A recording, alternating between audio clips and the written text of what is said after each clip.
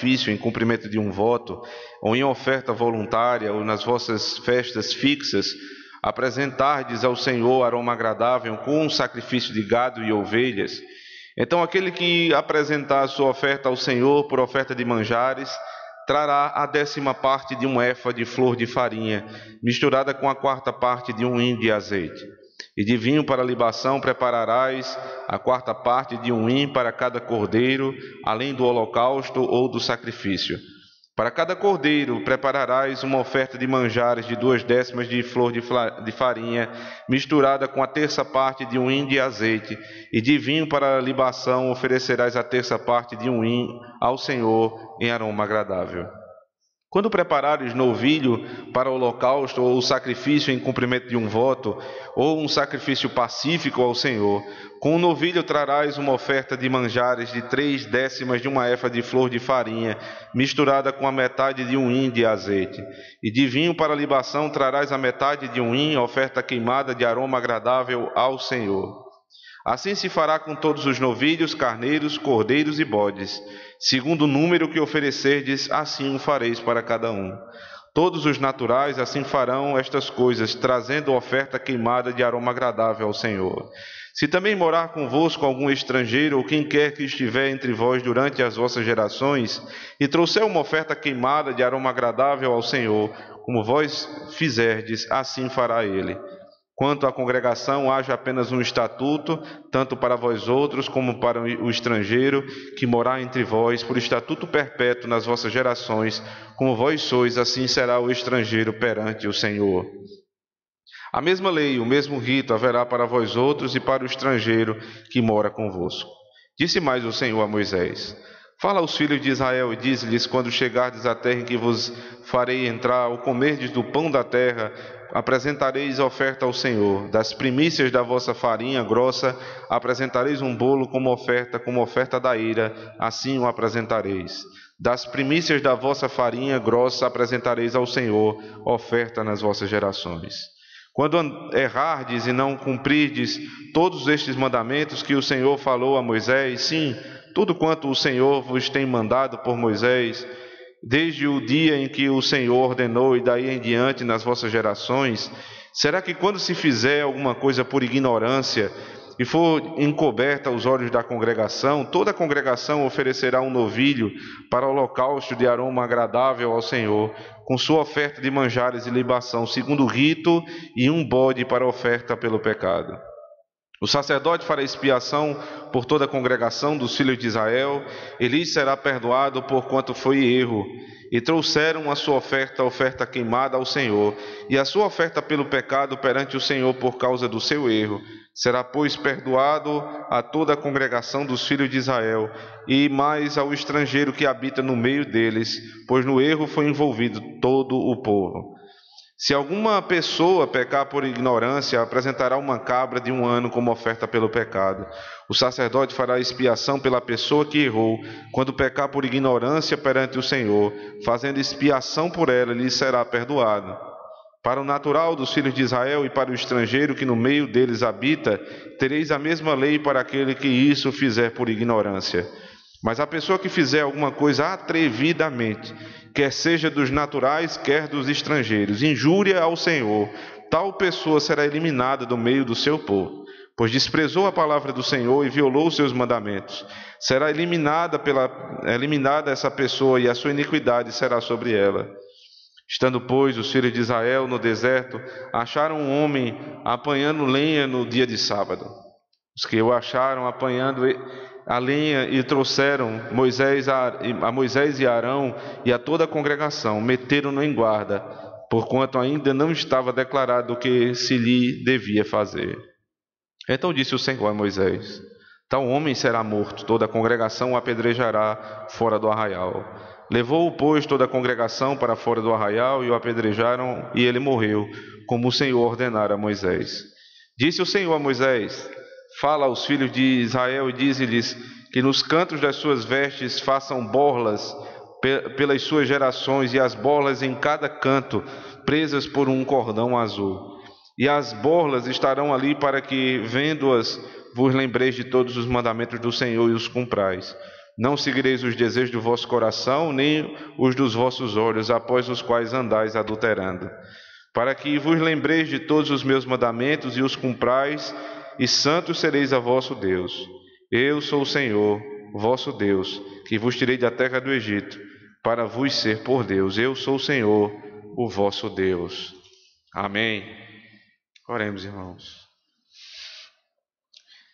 Santo e poderoso Deus, a Tua palavra, Senhor Deus bendita, foi lida, e agora, Senhor, ansiamos para que ela seja explicada com clareza e aplicada, Senhor Deus, com eficácia ao nosso coração. Para isso, Senhor, dá-nos um coração que seja como terra fértil, Senhor Deus, para o crescimento da Tua verdade. Dá-nos ouvidos que estejam completamente abertos para a Tua palavra. E dá-nos, Senhor Deus, um profeta que fale com autoridade e intrepidez vinda do alto, porque essa é a vontade do Teu povo, ouvir a Tua voz. Com isso, Senhor Deus, temos o objetivo único: ver a glória de Cristo e vermos, Senhor Deus, a nós mesmos humilhados pelo nosso pecado. Revela o Teu Filho, Senhor, na sua grandeza e santidade, e revela-nos, Senhor Deus, nosso pecado na sua imundícia e grandeza também. E saiamos daqui, Senhor Deus, mais próximos do supremo e sumo sacerdote das nossas almas, o Senhor Jesus Cristo. Amém. Existe um debate muito grande hoje na igreja em relação à lei de Deus, ou como há um relacionamento da igreja do Novo Testamento com a lei do Senhor.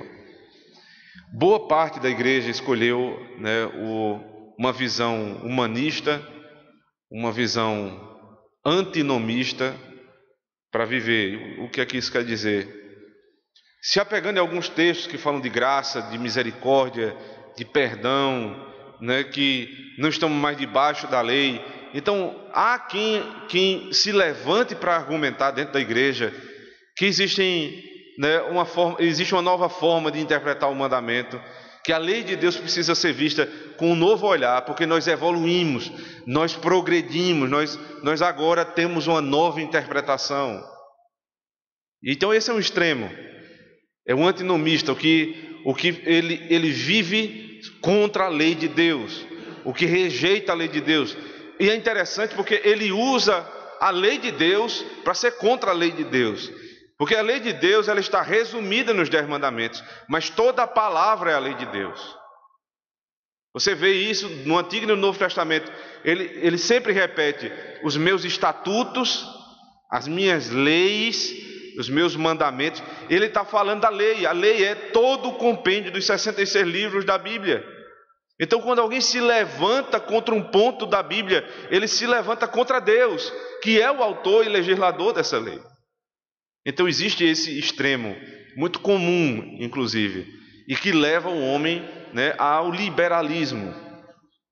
Existe também no nosso meio, e eu diria até mesmo no meio reformado, um grito de volta à lei, mas da maneira errada. As pessoas estão estudando a lei novamente. Isso é muito comum nas igrejas reformadas. O jovem ama a lei do Senhor e ele passa a estudar a lei do Senhor.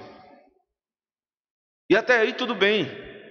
O problema é quando em um ponto a lei ela vem e ataca meu pecado. Quando ela toca numa preferência minha.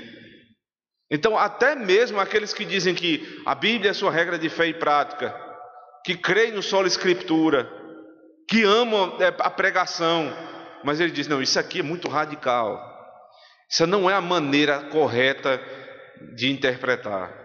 E aí você vai ter uma pessoa que diz que se submete à lei, mas se levanta contra a lei, usando a própria lei, ou para o liberalismo, ou para o legalismo. Ou você vai pender para o liberalismo, ou você vai pender para aquilo que se chama legalismo.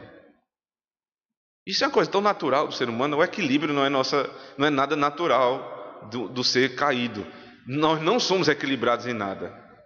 A tendência sempre vai ser ou pender para um lado ou pender para o outro. Essa expressão tendência foi usada inclusive no comentário de Matthew Henry, quando ele diz: a tendência do homem é liberalismo ou legalismo, nunca a lei de Deus. Por quê? Porque para ser bíblico, para ser equilibrado, eu preciso me submeter a outro. Não vai ser mais a minha lei, nem a minha interpretação da lei de Deus. Eu preciso dizer como é que a lei se interpreta. Como é que eu vou saber o que eu tenho que fazer?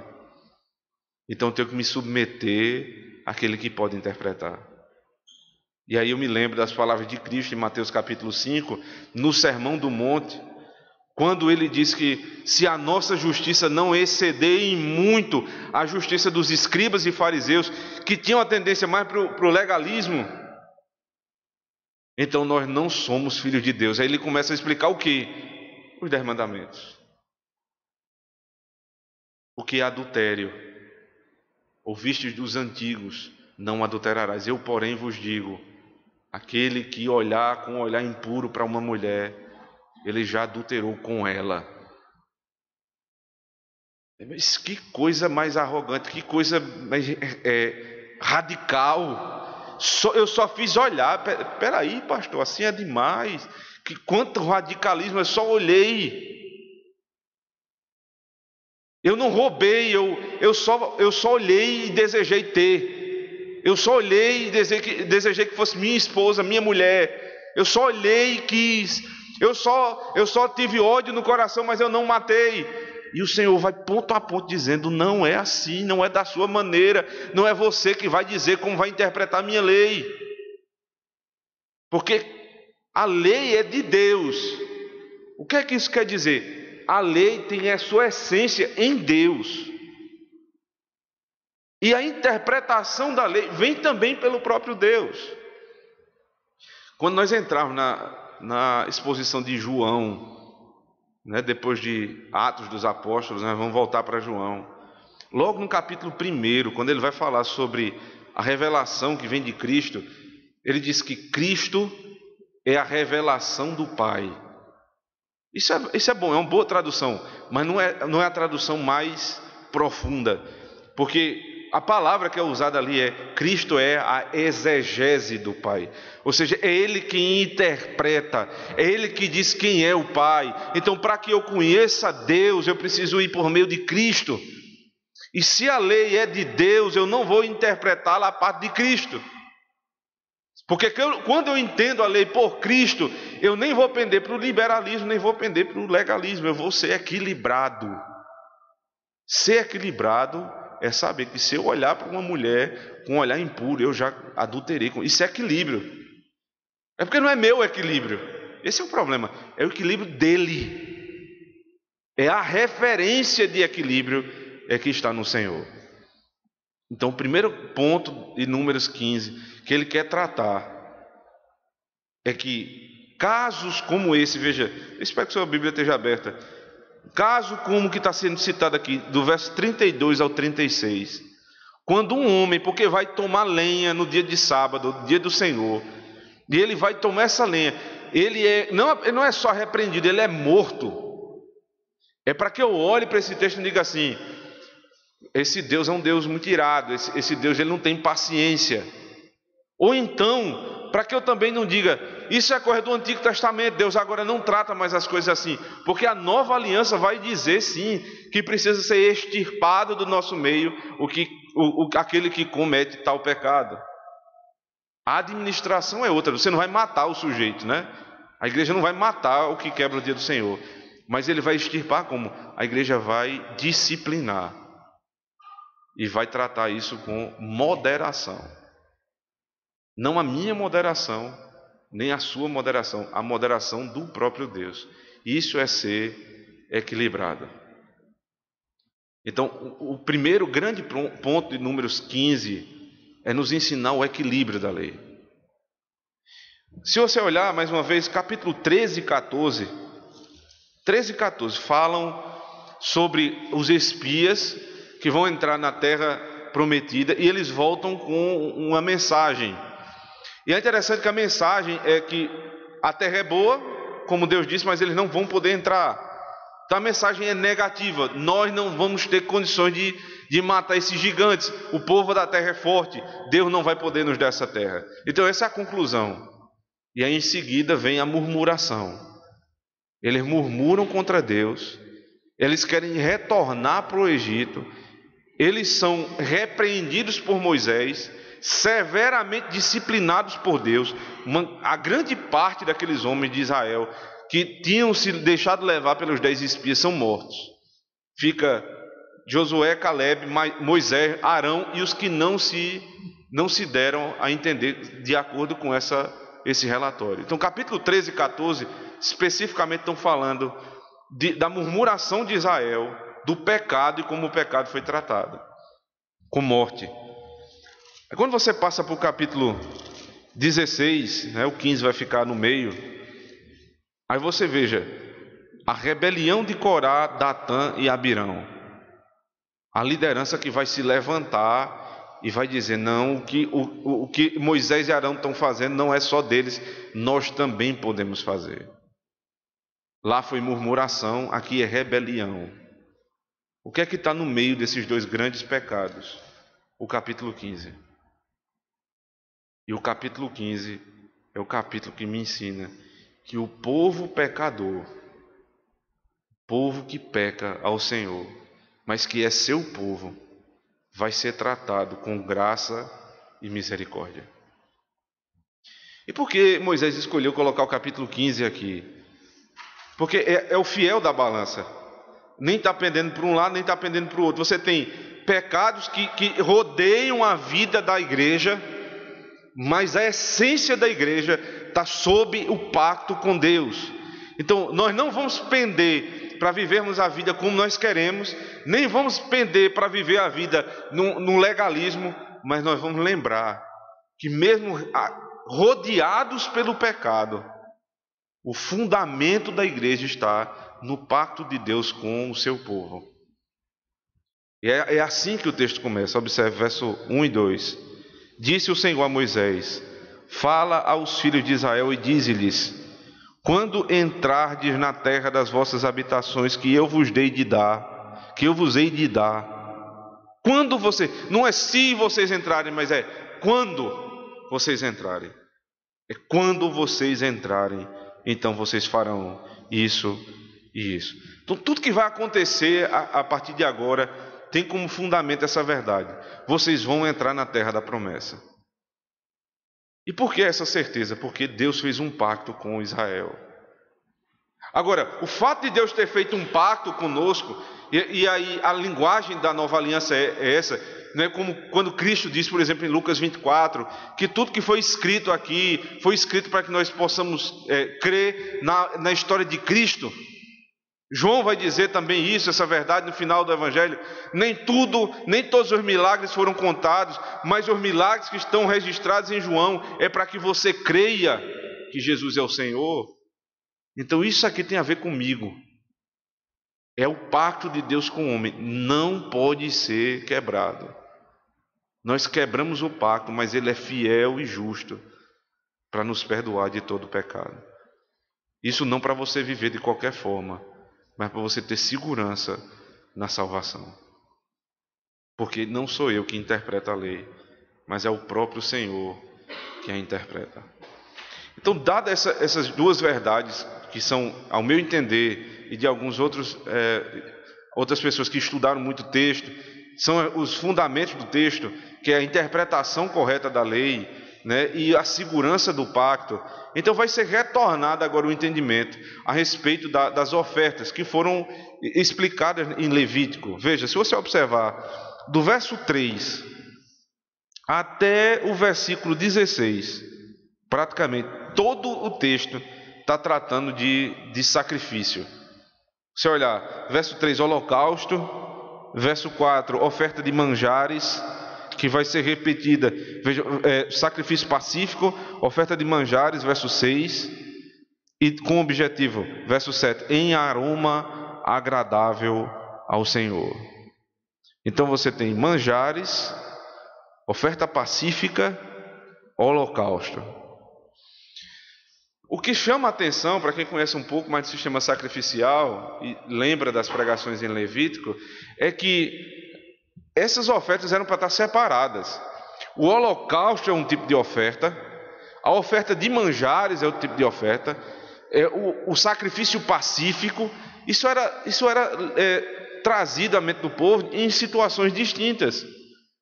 Mas aqui Moisés está dizendo, segundo as palavras do próprio Deus, que tudo tem que estar junto.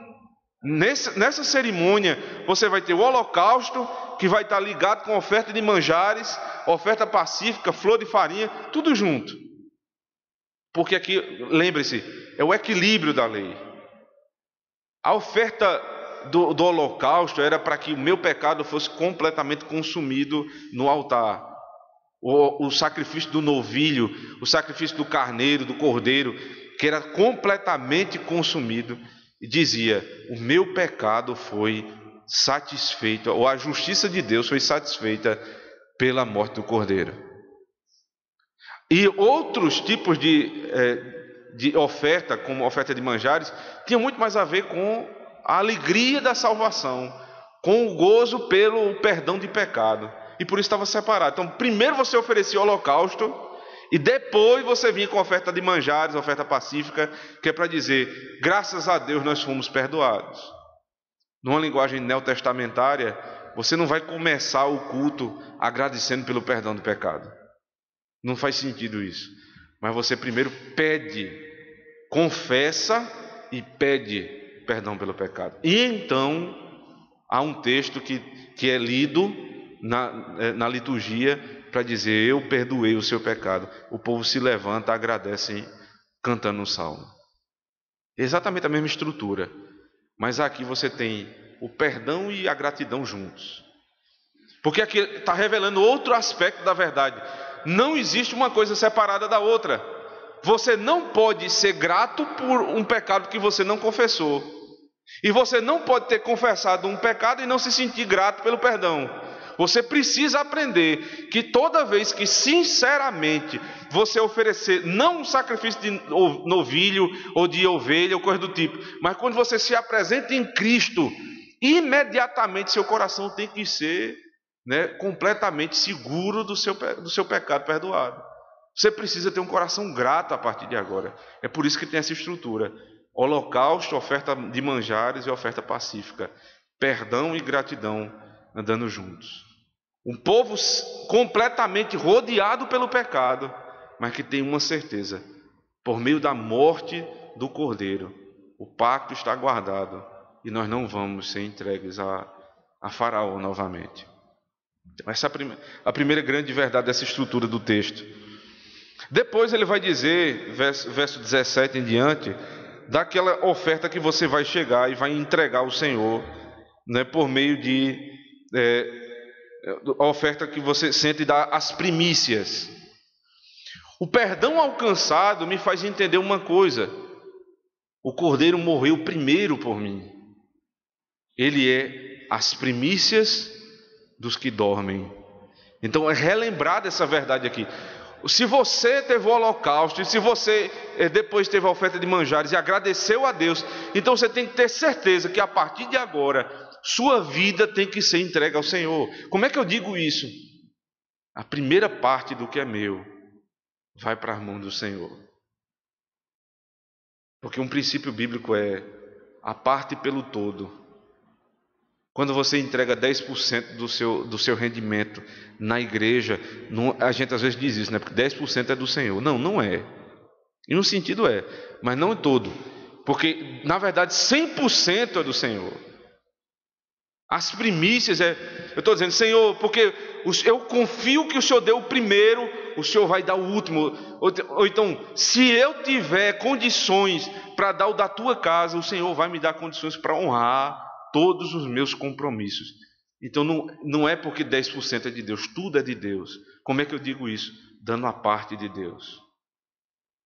Aí você vê mais uma lógica da estrutura: ninguém pode dar o dízimo se não foi perdoado. O que é que faz um ímpio no nosso meio quando ele quer ofertar? Difícil, né? A igreja principalmente aqui é mais difícil ainda. Nós não temos aquele momento de culto onde você vai entregar o dízimo, a sua oferta. Ele nem sabe quem está entregando, porque é um negócio tão discreto ali na frente, você entrega. E aí é difícil você até controlar. Mas uma coisa é certa, Deus sabe de todos os que estão entregando a parte que lhes cabe aqui. E Ele reconhece qual é a procedência. Porque se você primeiro não foi perdoado, se primeiro você não confessou o seu pecado e professou Cristo, o que você entrega ali nada mais é uma contribuição do que uma contribuição para uma instituição. Nada mais é do que isso. Mas se você entrega com um coração grato, como Senhor, aqui são as primícias da minha vida, porque eu alcancei o perdão por meio da morte do Cordeiro, então grande bênção há para a sua vida. Porque você está exercitando a gratidão diante do Senhor. O ímpio, quando ajuda a igreja, muitas vezes ele está tentando calar a consciência dele, ou fazer sossegar a consciência dele. Mas nós não. De consciência limpa e tranquila, contribuímos na casa do Senhor. É tão complicado isso, irmãos. Rapidamente a gente gasta 10, 15 minutos para tentar entender uma estrutura dessa. Só para entender, a gente não precisa praticar exatamente nesse sentido. Agora você imagina você tentar praticar cada um desses tipos de oferta. Um sistema sacrificial complexo, cheio de detalhes. E aí não é porque Deus é um Deus ritualista, Deus que gosta desse tipo de coisa, né, da minúcia, não. É porque, lembre-se, aqui você está no período de sombras. Você não tem a realidade completamente exposta. Você está ainda no evangelho embrionário. As coisas estão sendo reveladas aqui aos poucos. Então, como isso aqui está apontando para Cristo, a complexidade do sistema sacrificial aponta para a complexidade da obra de Cristo. Porque quando a gente diz assim, se você confessar o seu pecado, Ele é fiel e justo para lhe perdoar de todo pecado. Isso é tão simples, né? É muito simples. Só é você confessar e crer. E aí seu pecado é perdoado. Mas no Antigo Testamento, muita coisa era feita para que isso fosse entendido. Você não conhecia ainda o conceito completo do Messias. Ele estava sendo revelado.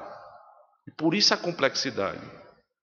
E aí no meio da tentativa de cumprir a lei, desejando ardentemente cumprir a lei, mesmo assim o povo pecava.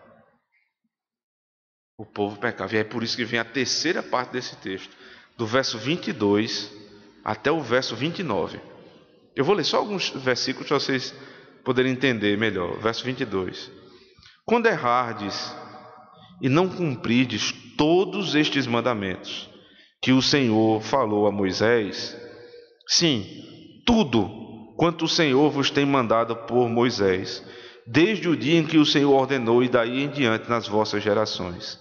Será que quando se fizer alguma coisa por ignorância e for encoberto aos olhos da congregação, toda a congregação oferecerá um novilho para holocausto de aroma agradável ao Senhor, com a sua oferta de manjares e libação, segundo o rito, e um bode para a oferta pelo pecado. Observe, ele está dizendo aqui o que é que tem que ser guardado.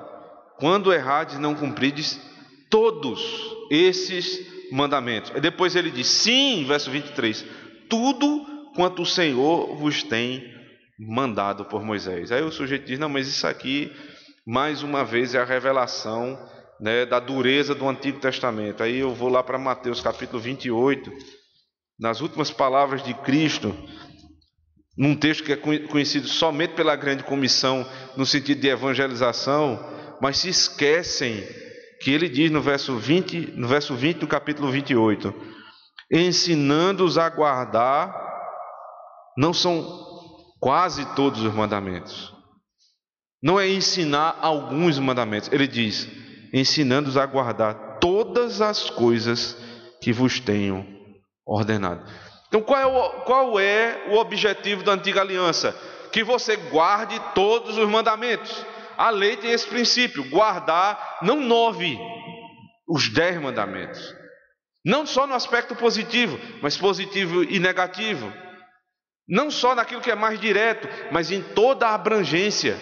Não só externamente, mas também no coração. Isso é guardar a lei toda. Então, o que foi dito por Moisés foi repetido por Cristo.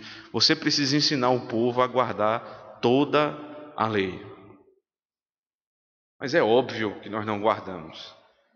É óbvio que isso não vai acontecer, porque nós somos pecadores. Então, é por isso que do verso 22 ao verso 29 do capítulo 15 de Números, vem dizer,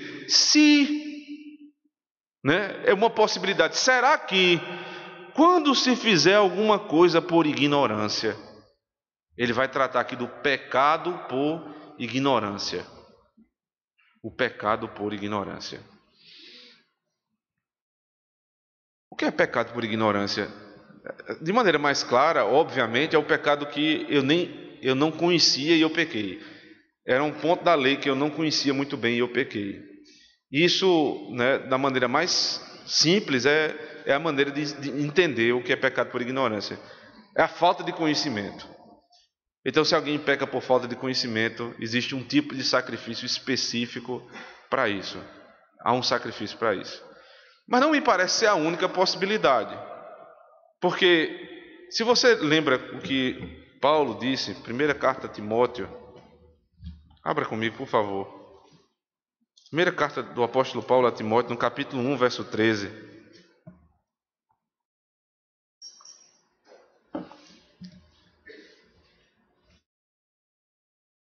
No verso 12 ele diz assim: sou grato para com aquele que me fortaleceu, Cristo Jesus, nosso Senhor, que me considerou fiel, designando-me para o ministério. A gratidão do apóstolo Paulo é clara, porque o próprio Senhor Jesus Cristo achou nele fidelidade para o ministério. Então ele vai se lembrar quem ele era. Verso 13: a mim, que noutro tempo era blasfemo e perseguidor e insolente, mas obtive misericórdia, pois o fiz na ignorância e na incredulidade. Isso aqui é fantástico, porque ele está dizendo o seguinte: eu não era assim, eu não nasci assim, eu nasci morto em delitos e pecados. Mas não só isso, eu fui criado numa forma de interpretar a lei que me fez um homem blasfemo, um homem indolente, um homem insolente, um homem que se levantava contra a lei de Deus. Ele está se lembrando aqui de quê? Quando ele era fariseu. Olha, mas fariseu ignorante da lei? Um fariseu não pode ser ignorante da lei, porque, por definição, fariseu é mestre da lei. Então, como é que ele se considerava ignorante? Como é que ele está dizendo que o pecado dele era pecado de ignorância? É porque era lei segundo a minha interpretação. Porque era lei segundo os meus preceitos, segundo os meus desejos. É a forma que eu vejo. Então eu desprezo toda a história da igreja, tudo que foi dito, e eu passo a ter a minha interpretação.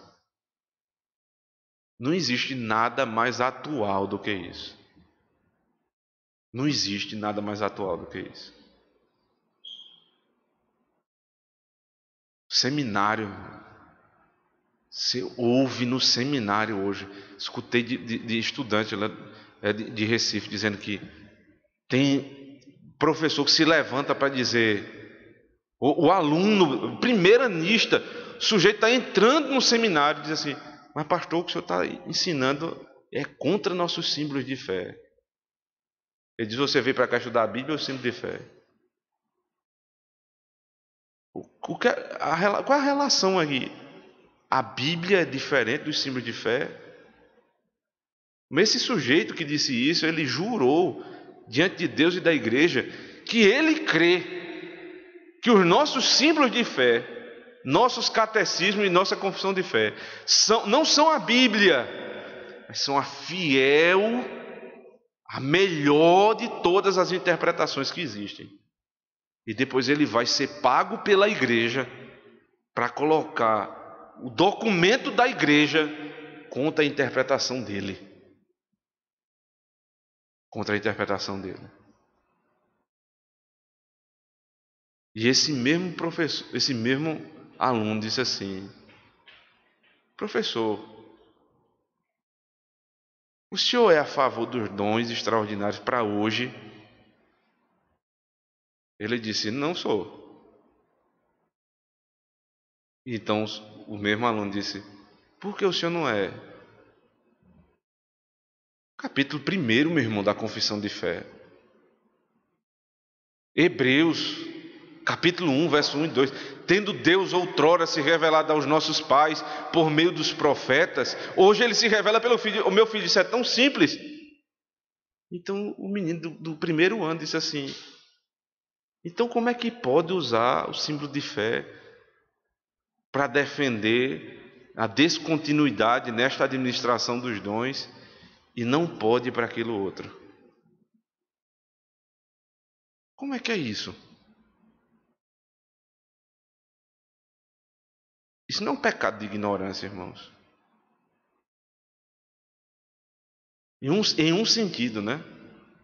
Porque eu, obviamente, creio que o irmão está equivocado, mas ele não faz isso como quem se levanta contra a lei. Mas isso é muito, muito grave. Quer dizer que agora eu vou me levantar sozinho. Esse é o grande problema da nossa igreja hoje. Vamos deixar todo mundo de fora, todas as denominações de fora. Esse é nosso problema particular da igreja presbiteriana, que adota os padrões de fé de Westminster e se levanta contra ele. Vai dizer: sou eu que interpreto. É no mínimo uma arrogância. Porque foi um período especial, irmãos, da vida da igreja. Não vai voltar. O período do século XVII não volta nunca mais. Deus deu àqueles homens dos puritanos algo que ele não deu mais. E ele já não vai dar mais por quê? Porque já está dado. A fiel interpretação da Escritura, que não é como eu quero. Aí Paulo está dizendo: mas eu fiz isso na minha ignorância. Então, para esse tipo de pecado, que é chamado pecado de ignorância, seja pelo desconhecimento, ou seja porque o sujeito peca, mas ele não era o objetivo dele sair de casa e hoje eu vou afrontar a lei do Senhor. Mas é o que peca porque é um acidente do caminho. É o que ele não se levantou para ensinar contra a lei de Deus. Ele simplesmente disse: eu pequei. E o capítulo 15, voltando lá para o capítulo 15 de Números, e a gente vai voltar novamente para o texto de 1 Timóteo, ele diz exatamente isso: porque você pecou por ignorância. Aí vem os tipos de oferta para isso. O verso 24 é a ignorância da congregação. Quando é a congregação, veja qual é o animal: um novilho. Depois ele vai dizer, se for um indivíduo, verso 27, se alguma pessoa pecar por ignorância, então aí já não é mais um novilho, é uma cabra. E se for o estrangeiro, verso 29, para o natural dos filhos de Israel e para o estrangeiro que no meio deles habita, tereis a mesma lei para aquele que isso fizer por ignorância. Então, em primeiro lugar, não é porque você peca por ignorância que não é pecado. Como é que está sendo tratado aqui? Pecado de ignorância. Não é ignorância só, é pecado de ignorância. Porque você, quando peca sem saber, você peca. Mas se você passa no sinal de trânsito vermelho e o guarda está logo em seguida e ele para você, aí diz: você passou no sinal vermelho, e você diz assim: mas o que é vermelho? Não entendi, qual o significado do vermelho? Ele não vai lhe ensinar, uma paleta de cores, o que isso vai servir para quê? Ele vai dizer: meu filho, você está multado. Mas eu não sabia, agora está sabendo. Então Deus não é porque você é ignorante, você não conhece. Você diz, você ouve na palavra de Deus quantas vezes? Conhecereis a verdade vos libertará. O meu povo padece por falta de conhecimento. Então é sua obrigação, meu irmão, principalmente você que está dentro da igreja, de uma igreja que é bíblica, você precisa conhecer mais o Senhor. Tem uma tia, avó, né? Mulher crente e extremamente obediente ao Senhor, tem temor no Senhor. Às vezes, por outra, a gente começa a tratar de assuntos mais minuciosos da lei na casa dela, e ela diz assim: é por isso que eu prefiro não me aprofundar. Porque ela está dizendo: eu tenho medo, eu tenho até medo de chegar perto desse. Ela tem tanto temor, que às vezes eu tenho medo de me aprofundar. Mas não pode ter medo, você precisa se aprofundar. Porque o temor do Senhor é o princípio da sabedoria. E a sabedoria vai te defender. Provérbios diz isso: a sabedoria me defende. O livro de Provérbios é praticamente um livro que trata de duas mulheres: a mulher sábia e a mulher tola. E a sabedoria me defende da tolice. Esse é o ponto de Provérbios. Quanto mais você sabe de Deus, mais você está protegido do pecado. Porque você conhece seu inimigo, porque você sabe com quem você está lidando. Então, ignorância, irmão, não é pretexto para pecar. Você peca na ignorância e você vai receber, sim, punição pelo seu pecado. Agora, qual é a diferença? Tem sacrifício.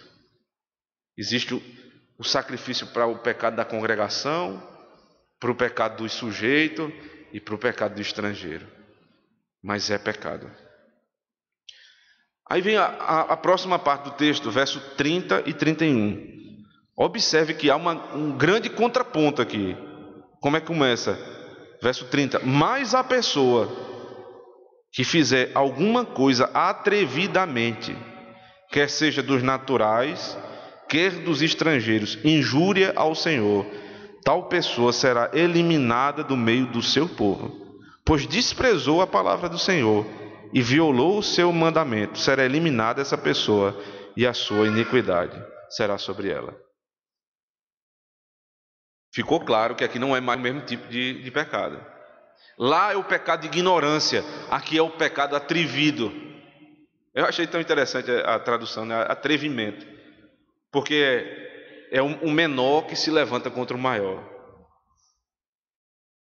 Você pega um bebê, e não tem coisa mais atrevida do que bebê, quando está começando a ficar mais durinho, né? Eu sei disso porque eu tenho um em casa. E agora, quando ela aprende, qualquer coisinha que ela aprende, então ela afasta o nosso braço, ela quer fazer sozinha. Eu não conto as vezes que eu disse, mas essa menina é atrevida, né? É muito atrevimento, porque ela não faz nem noção, né, do que ela está tentando fazer ali. E você precisa disciplinar para que isso não seja construído no coração dela. Precisa ser, cada dia, o coraçãozinho dela precisa ser mortificado. Essa é a imagem perfeita do que Deus está fazendo. É o atrevimento. Só que esse não é esse tipo de atrevimento, é muito pior. Sabe por quê? No texto hebraico, essa expressão do pecado de atrevimento, do pecado de insolência, literalmente é a expressão de mão levantada, a mão direita levantada. Quem algum dia já se formou ou serviu o exército, coisa do tipo, sabe que existem votos e juramentos que você precisa fazer. E ninguém faz com a mão esquerda. Até nisso, né? Não se faz com a esquerda, você faz com a direita. Então você levanta a mão direita, você está dizendo assim: eu juro que eu vou fazer isso. Então esse pecado do atrevimento é o sujeito que ele se levanta e, como se estivesse ali numa tribuna diante de Satanás, ele está dizendo: eu juro que eu vou me levantar contra a lei do Senhor. Não é ignorância, não é o pecado que você tropeçou durante o caminho, não. Você pensou nisso aqui. Você se esmerou no conhecimento do pecado. E você diz assim: agora eu vou dizer como é que se tem que viver. O primeiro pecado do mundo tem base nisso aqui. Porque Eva, conhecendo a palavra de Deus, que diz: se você não comer do fruto, você vive. Se você comer do fruto, você morre. Veio uma segunda interpretação da palavra. Primeiro, como é que Deus é bom e Ele lhe limita? Logo, Deus quer que você seja feliz, faça o que você quiser. Segundo lugar, Ele tem medo que você seja igual a Ele. Essa é a forma que Satanás fez com que Eva e Adão pecassem. Problema hermenêutico. Ele mudou a interpretação e disse: pense dessa forma, você vai ser feliz. Esse é o atrevido. Satanás ele não pecou por ignorância, ele pecou com a mão direita estendida. E nós, irmãos, eu tenho certeza que aqui ninguém vai ter coragem de dizer que peca com a mão estendida, peca por atrevimento. Mas ao mesmo tempo eu preciso sondar meu coração para que isso não, aos poucos, não venha a acontecer. Porque quando você peca repetidas vezes no mesmo ponto, e você começa a achar, não, é simples demais, eu pequei, peço perdão e volto a viver, pequei, peço perdão e volto a viver. E se isso se torna uma coisa tão constante, que é natural, você já está pecando, já sabendo que vai pedir perdão para pecar de novo, então cuidado com o que você está fazendo com sua consciência, porque você está calando ela. Até o dia que você vai dizer: não, a maneira verdadeira de se viver não é a maneira que Deus disse, porque o correto é que eu seja feliz. E todo pecado em si, e por um momento, traz felicidade, mas o final dele é a morte. E deixa eu lhe dizer mais uma coisa, o pior de tudo: você pode ler esse texto de trás para frente, de frente para trás, você não vai encontrar um sacrifício que seja pelo perdão do insolente. Agora, por isso que eu queria voltar lá em 1 Timóteo 1,13, porque no argumento de Paulo ele cita justamente esses pecados. 1,13 de 1 Timóteo.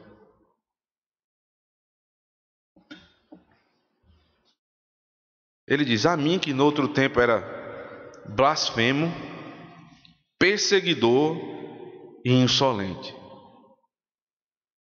Os 3 pecados que ele cometia não tinha perdão.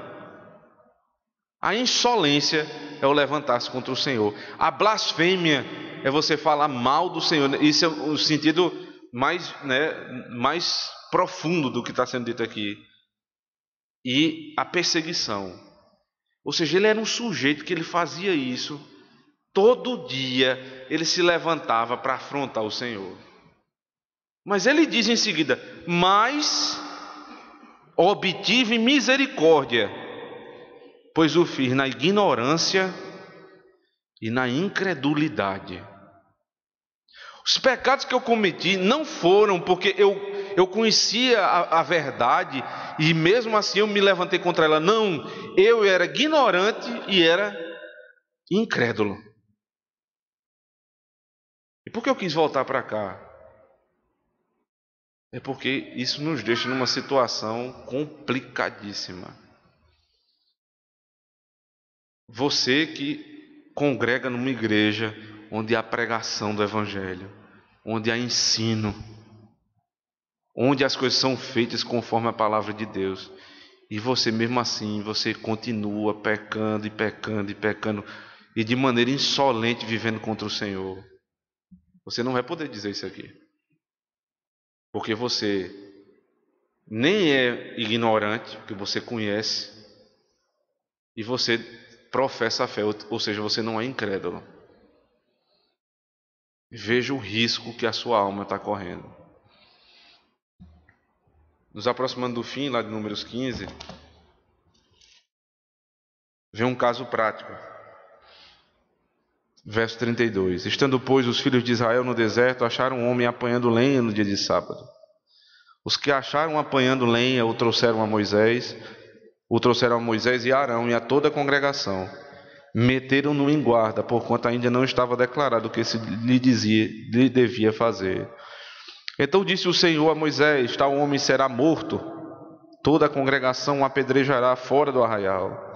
Levou, pois, toda a congregação para fora do arraial e o apedrejaram, e ele morreu, como o Senhor ordenara a Moisés. Esse povo aqui, eles parecem que eles estavam sendo extremamente radicais, né? Porque o que é que tem? Você está só recolhendo lenha no dia do Senhor, não tem nada demais com isso. Mas a lei já prescrevia essas coisas. Volta comigo para Êxodo. Êxodo 35.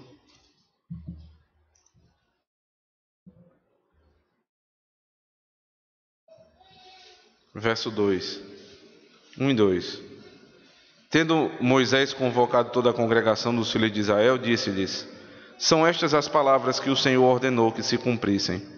Trabalhareis 6 dias, mas o 7º dia vos será santo, o sábado do repouso solene ao Senhor. Quem nele trabalhar, morrerá. Não acendereis fogo em nenhuma das vossas moradas no dia do sábado. O que é não acender fogo? Não trabalhar? Por que tanta veemência a esse respeito? Primeiro, lembre-se que esse mandamento não foi revogado, ele foi transformado no dia. O dia agora é o primeiro dia da semana, como já vimos tantas vezes aqui, mas a essência do mandamento não muda, em absoluto. Vocês vão trabalhar 6 dias e vão descansar 1. E o problema do trabalho aqui é: por que nós não trabalhamos no dia do Senhor? Uma lista de motivos, mas um deles é para que eu possa me dedicar na obra do Senhor. Não é não trabalhar em nenhum sentido, é não trabalhar naquilo que é para o meu deleite. Ao mesmo tempo, né, você tem que entender que você tira uma coisa e você acrescenta outra. Não trabalha para trabalhar na obra do Senhor. Então, por isso que ele diz com tanta veemência: aquele que trabalhar vai morrer. Porque ele deveria estar trabalhando na obra do Senhor e ele trabalha na obra dele. O que é que isso está sendo revelado aqui? Isso revela um ídolo. Porque eu começo a pensar que se eu não trabalhar todo dia, eu não vou viver. E um dos primeiros pontos, né? Ou o primeiro ponto das petições em relação a este mundo que Cristo nos ensina é: o pão nosso de cada dia dá-nos hoje. Ou seja, Senhor, no teu dia, me ensina a receber o pão das tuas mãos. E quando eu trabalho nesse dia, cuidando das minhas obras, e enveredando pelos meus próprios pensamentos, e cuidando do meu lazer e do lazer da minha família, ao invés de me dedicar na obra do Senhor, eu estou adorando um ídolo. E o Deus zeloso não divide a sua glória com ninguém. Você tem 6 dias para trabalhar, um dia você não vai trabalhar. Então, eles pegaram alguém que estava fazendo isso em público. Voltando lá para Números capítulo 15. Então, pois, os filhos de Israel, verso 32, no deserto, acharam um homem apanhando lenha no dia de sábado. Era uma passagem, as pessoas passavam por ali. Esse homem, ele não tinha nenhum tipo de dificuldade em pecar na frente de todo mundo. Eu fico pensando como se perdeu o temor a ponto de as pessoas, elas não vêm para o culto. Quando você sai, vai almoçar e está lá na rede social, a família toda passeando, está na praia, está na piscina. Eles fazem isso em público. Você entende o tamanho do pecado? Ele nem tem mais o limite, o temor e a vergonha de dizer: não tire foto não, pelo amor de Deus, o povo da igreja vai ver. Isso não ia resolver nada, mas isso revela que você tem algum temor ainda. O sujeito ele bota no Instagram, e às vezes é com um versículo bíblico embaixo, né? Contemplando a criação do Senhor. Não é dia de contemplar a criação do Senhor na hora do culto. Você até pode no dia do Senhor também, né, dar graças a Deus pela obra das suas mãos, mas primeiro você tem que dar ênfase à revelação especial da palavra. Poucos são os casos de você ver alguém sendo disciplinado pela quebra do quarto mandamento. Aí tem 10 mandamentos. Quando o Senhor está falando aqui da insolência, do pecado que você se levanta contra a lei de Deus, tendo 10 mandamentos, ele escolhe o quarto. Aí o crente da Nova Aliança diz: não, mas o quarto não é esse mandamento tão grave assim. Ora, no quarto mandamento, irmãos, todo o resto é ensinado. Se você não está na casa de Deus, por que isso é tão grave? Além de você não estar se dedicando e tendo ídolo, você não vai aprender o que é não cobiçar. Você não vai aprender o que é o nome de Deus. Você não vai aprender a não matar, a não roubar, a trabalhar. Não, você não aprende nada, porque tudo isso é ensinado no dia do Senhor. Especificamente no dia do Senhor. E a igreja precisa tratar isso com mais dureza, inclusive. E você tratar esse mandamento como um mandamento extremamente grave. Está viajando, meu irmão? Primeira coisa que você vai olhar não é a praia que você vai frequentar, mas é a igreja que você vai congregar. Não é o passeio que você vai fazer. Lá tem uma igreja para eu congregar. Não tem. Entendo eu, não é um bom lugar para eu ir. Para muitos é radicalismo. Para o Senhor é moderação. Então, ao final, ele vai falar sobre santidade. Verso 37 em diante. Disse o Senhor a Moisés: fala aos filhos de Israel e dize-lhes que nos cantos das suas vestes façam borlas pelas suas gerações, e as borlas em cada canto presas por um cordão azul.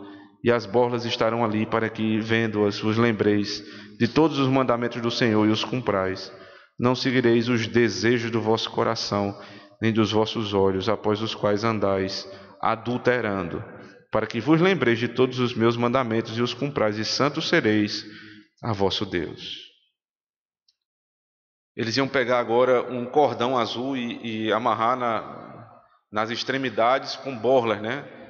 Que lá no Novo Testamento vai ser citado como filactério, que era usado pelos fariseus. Então, para que isso? Não é um negócio, não é uma coisa mística, né? As borlas vão lhe dar santidade, mas é porque essas borlas vão lhe lembrar da lei do Senhor. A função é essa. Desse ponto aqui, o princípio que é retirado, toda a verdade do Antigo Testamento, que ela foi, né, de alguma maneira, foi retirada no Novo Testamento porque se cumpriu, mas existe lá, na essência, um princípio que você tira e você aplica a Nova Aliança. E o princípio aqui é claro: lembrar da lei do Senhor. Como é que eu me lembro da lei do Senhor? Paulo, escrevendo aos Colossenses, no capítulo 3, verso 16, ele diz: habite ricamente em vós a palavra de Cristo, instruí-vos e aconselhai-vos mutuamente em toda a sabedoria, louvando a Deus com salmos e hinos e cânticos espirituais, com gratidão em vosso coração. E tudo o que fizerdes, seja em palavra, seja em ação, fazei em nome do Senhor Jesus, dando por ele graças a Deus. Habite entre vós ricamente a palavra de Cristo. Como é que você vai se inundar da palavra? Como é que você vai lembrar da palavra no Novo Testamento? Você gasta tempo cantando os salmos. E aí, pelo amor de Deus, não interprete salmos, hinos e cantos espirituais como salmos, hinos do novo cântico e cântico espiritual, ou seja, o cântico contemporâneo. A discussão a respeito de salmo exclusivo é outra, não está aqui, não é o ponto. Eu só estou lhe dizendo, não faça isso, porque não existia cântico espiritual nesse sentido que você pensa hoje. Ele está falando aqui de 3 tipos de salmos. Habite todos os tipos de salmos, ou seja, a palavra completa habite no vosso coração. A pregação completa no vosso coração. A oração habite. Quando você tiver com essas coisas todo o tempo ao seu redor, então você vai estar protegido do pecado. Você está se protegendo do pecado. Você não vai usar uma orla, uma borla, coisa do tipo. Você vai inundar sua mente com a palavra de Deus. E se você fizer isso, você está se distanciando do pecado. Se você comete ignorância, Ele lhe perdoa. Se você se levanta contra Ele, não há sacrifício. Mas se você inunda sua mente com as coisas de Cristo, você se aparta do pecado. Mas nem sempre conseguimos, irmãos. E muitas vezes pecamos. E por isso que eu queria que você abrisse no último texto de hoje pela manhã, Mateus capítulo 9. Porque eu quero apresentar alguém que tinha nas orlas da sua veste grande santidade e poder.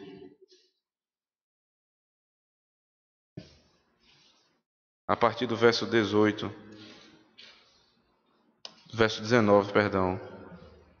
o texto diz assim, Mateus 9, 19. E Jesus, levantando-se, o seguia, e também os seus discípulos.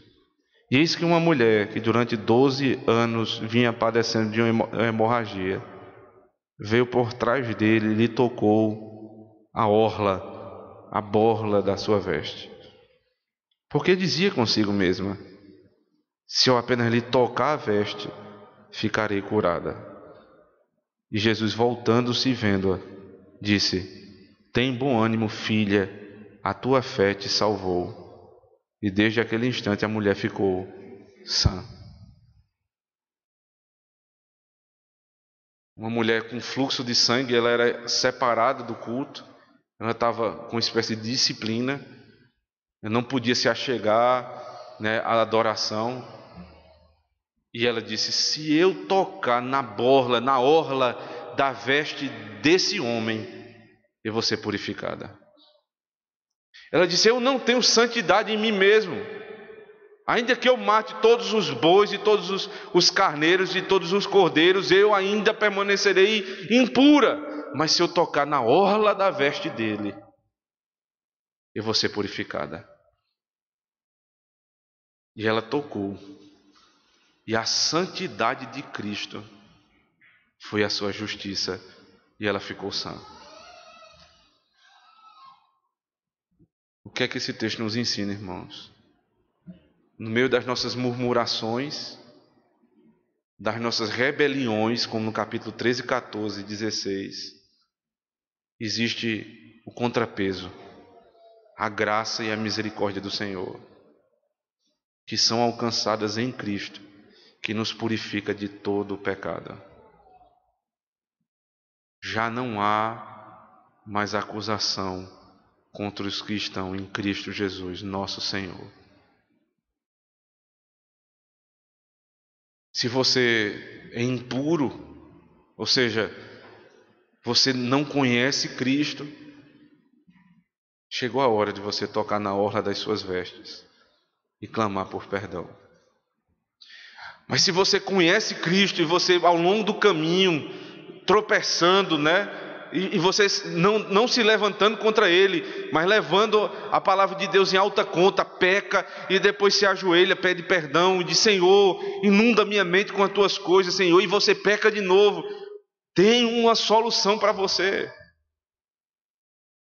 Clame ao Senhor, inunde sua mente com as coisas do Senhor, cante salmos ao Senhor, ore ao Senhor, e Ele vai, somente com a orla da sua santidade, purificar a sua alma. E nós vamos poder continuar a caminhada pelo deserto, em glória com Cristo. Amém. Fiquemos de pé, irmãos. Vamos orar ao nosso Senhor. Convido o presbítero Luciano a fazer essa oração.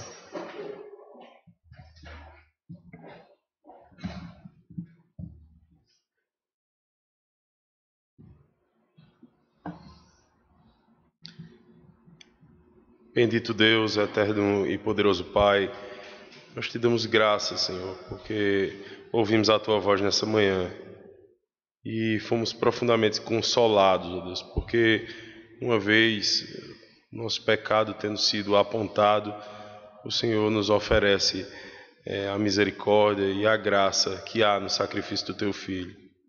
Obrigado, Senhor, porque seja pelo pecado cometido na ignorância, ou aqueles pecados que muitas vezes nós conhecemos, mas por conta do velho homem que resiste ainda a habitar o nosso corpo, nós terminamos caindo.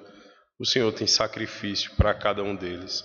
A obra do teu Filho, ela abrange cada um dos nossos pecados, porque o Senhor colocou no nosso coração a fé salvadora e o arrependimento, ó Deus, que busca na obra do teu Filho a redenção para os nossos pecados.